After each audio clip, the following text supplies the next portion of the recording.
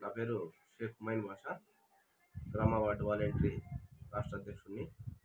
నాది బాపట్ల జిల్లా చీరాల నియోజకవర్గం, వేటపాలెం పంచాయతీ, వేటపాలెం గ్రామం సచివాలయంలో విధులు నిర్వహిస్తా వాలంటరీగా. ఈరోజు పేపర్లో ఒక స్టేట్మెంట్ వచ్చిందండి.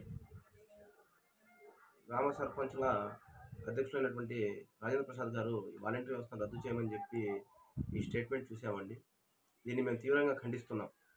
ఎందుకంటే గతంలో కూడా మొన్న 30 రోజుల క్రితం కూడా రాజేంద్ర ప్రసాద్ గారు ఇలాంటి స్టేట్మెంట్ ఇచ్చారు. అయ్యా మీకు ఎందుకయ్యా వాలంటరీ వ్యవస్థ మీద అంటే అంత చిన్న చూపు? మేము ప్రభుత్వానికి ప్రజలకే పనిచేసాం కానీ ఎటువంటి పార్టీలకి పనిచేయలేదు. ఫస్ట్ మీరు గమనించండి.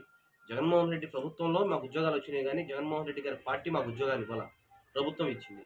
ఆ ప్రభుత్వం తెచ్చిన ఏదైతే నవరత్నాలు ఉన్నాయో ప్రజలకి కుల మతాలు ప్రాంతాలు భేదాలు లేకుండా, తారతమ్యాలు లేకుండా, భిన్నత్వంలో ఏకత్వం లాగా మేమంతా వ్యవస్థని ముందుకు నడిపించి వాళ్ళందరికీ పథకాలు సమయానికి చేరవేశామయ్యా. మీరు అది ముందు గుర్తుపెట్టుకోవాలి.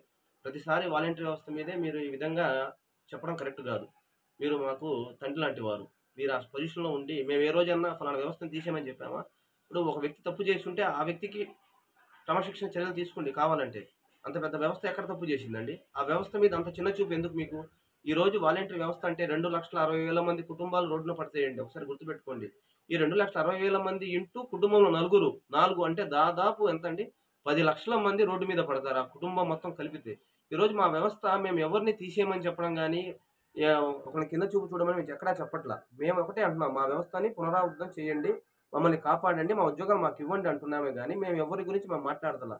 మీరు మా వ్యవస్థ మీద ఎందుకు సార్ అంత కష్టగట్టారు? మేమేం తప్పులు చేశాం చెప్పండి మీరు? ప్రజలకు మంచి చేయడం తప్ప, ప్రజలకు పథకాలు ఇవ్వడం తప్ప, ప్రజలకు పెన్షన్లు ఇవ్వడం తప్ప, ప్రజలకు ఇల్లు ఇవ్వడం తప్ప, స్థలాలు మంజూరు చేయడంలో వాలంటరీ ముఖ్య పాత్ర పోషించి నిరుపేదలకు ఇవ్వడం తప్ప మేము చేసింది ఇది తప్పులా? అవినీతులు చేయాలా? చెప్పండి. లేకపోతే ఏం చేయాలి మేము? అంటే మంచి చేయడం తప్పంటారా మీరు? ఇది పూర్తిగా ఖండిస్తున్నాం రాజేంద్ర ప్రసాద్ గారు. ఇది ఇంకోసారి మీరు చేయమాకండి. ఇలాంటి పనులు చేస్తే మాత్రం రాష్ట్ర వ్యాప్తంగా మేము 100% చెప్తున్నాము, దీన్ని ఖండిస్తాము.